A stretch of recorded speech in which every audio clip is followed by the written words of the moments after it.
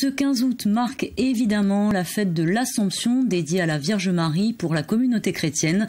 Une célébration à laquelle les insulaires sont particulièrement attachés, à l'image d'Ajaccio puisque la ville est sous le patronage de la Vierge. Ce matin, une messe s'est déroulée à la cathédrale Ajaccio qui fête également en ce 15 août la naissance de Napoléon Bonaparte. Le reportage de Clément Tronchon et Morgane Pouchard.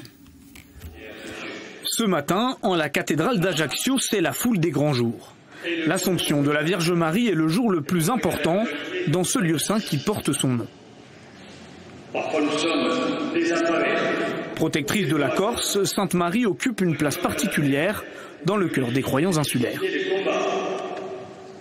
En Corse, la Vierge Marie est aimée, appréciée et célébrée.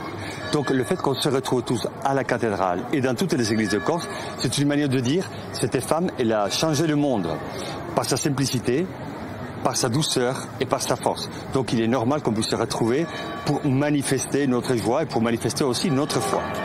Des fidèles restés longtemps après la messe pour remercier le cardinal Boustillot et immortaliser le moment.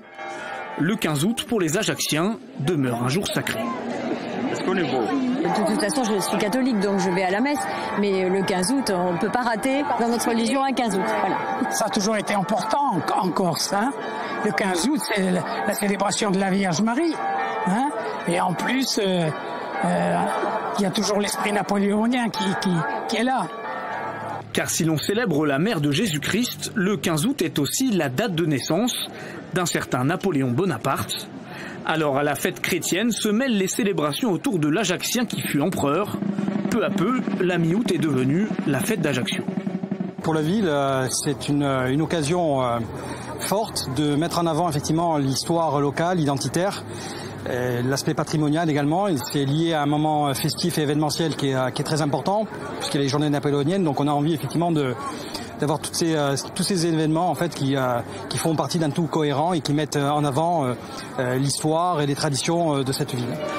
Comme chaque année, ces festivités mêlant célébration chrétienne et impériale se termineront par un feu d'artifice. À 22 h, le long du boulevard Lantivie, 3 barges cracheront des fusées durant plus de 18 minutes. Le plus grand feu d'artifice en musique de l'île ne devrait pas être affecté par la météo menaçante.